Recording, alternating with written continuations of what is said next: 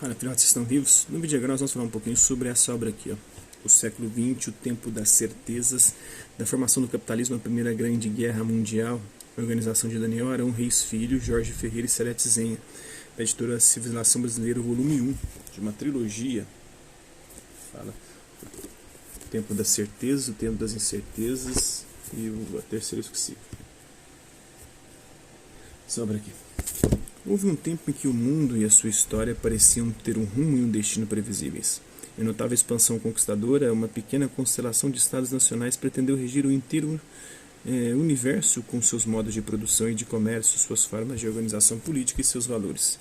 Era um tempo de certezas que se encerrou com a Primeira Grande Guerra Mundial, hecatombe inédita nos anais da humanidade.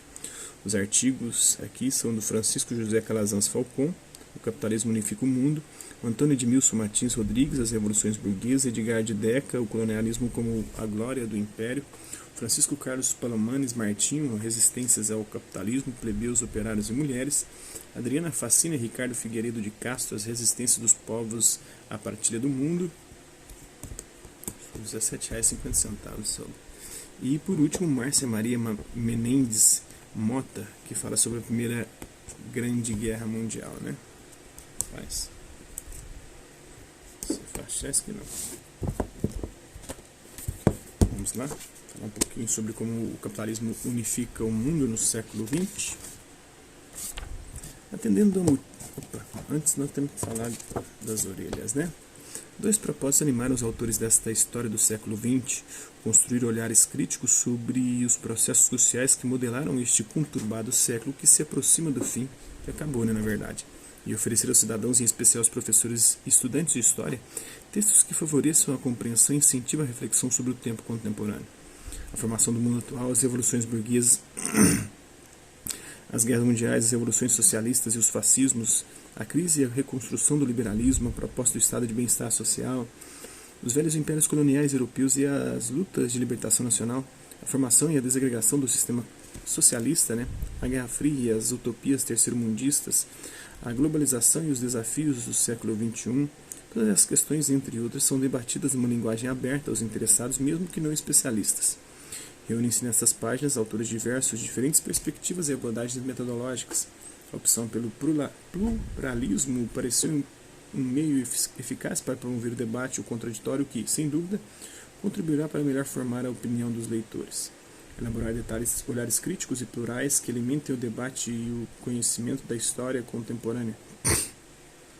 Desafio à altura das complexidades do mundo atual. Quisemos enfrentá-lo. Se com sucesso, caberá a decisão agora aos leitores, nossos cúmplices e juízes. A presente história do século XX compõe-se de 3 volumes. Este primeiro estende-se da expansão europeia de fins do século XIX até a Primeira Guerra Mundial, compreendendo também estudos introdutórios sobre a unificação do mundo pelo capitalismo e sobre processos clássicos de revoluções burguesas. A formação do mercado capitalista internacional, as burguesias conquistadoras, a glória dos impérios colonialistas europeus no contexto da Segunda Grande Revolução Industrial, as críticas, as resistências e as revoltas empreendidas por mulheres, plebeus, proletários e povos de várias partes do mundo atestam as contradições que permeavam o processo de modo nenhum linear e que resultou na Primeira Guerra Mundial, que abalou em seus fundamentos este tempo de certezas.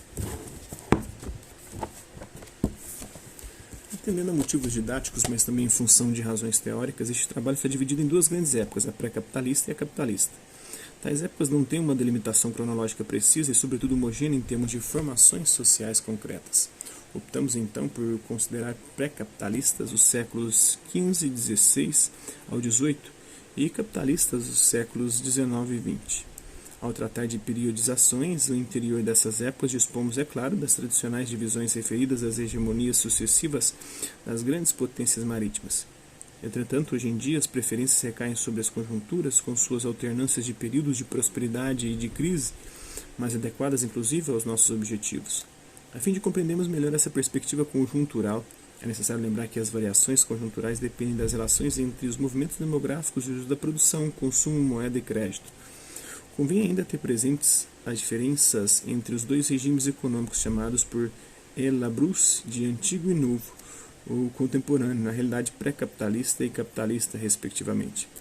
O antigo regime econômico possui três características estruturais básicas, né, e um mecanismo específico de desencadeamento e propagação das suas crises.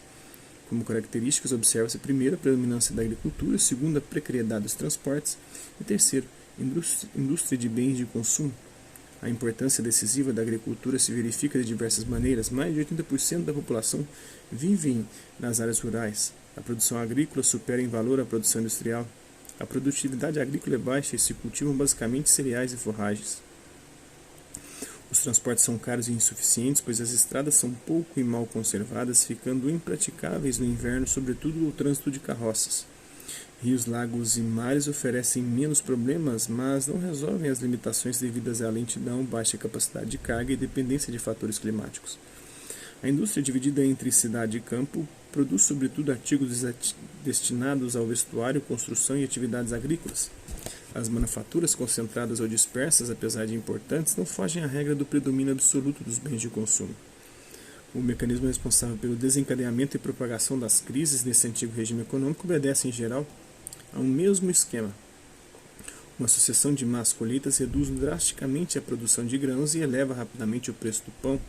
É a crise das subsistências, tornando a fome agora epidêmica.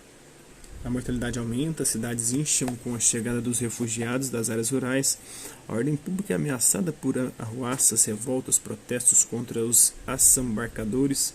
A crise se propaga, assim, do campo à cidade, na medida em que o comércio declina e as oficinas paralisam suas atividades, ao mesmo tempo que as autoridades se preocupam com as desordens e a queda das rendas fiscais. Uma outra característica dessas crises é seu caráter regional mais ou menos extenso e cheio de contrastes entre regiões relativamente próximas.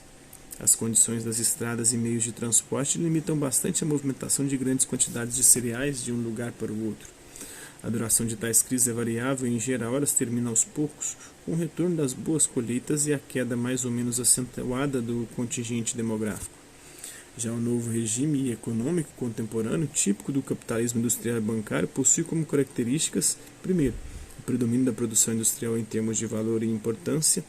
A indústria pesada prepondera economicamente sobre as indústrias leves, ou seja, mineração, siderurgia, metalurgia, química, eletricidade e máquinas são as indústrias dominantes.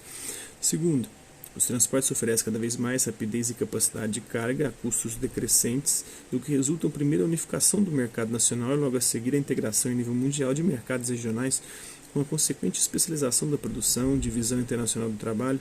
E terceiro, o mecanismo das crises periódicas se modifica, pois em lugar das crises de subsistência, tem-se agora as crises de superprodução e de baixa dos preços. As crises econômicas estão na origem de diversos tipos de flutuação ou ciclos, cujas durações variáveis geraram várias classificações e denominações. Grosso modo, distinguem-se os ciclos longos e os curtos, dos quais os mais interessantes para a história econômica são os movimentos de longa duração, interdecenais, ditos movimentos Kondratiev, que François Simian dividiu em duas fases, a prosperidade e a depressão.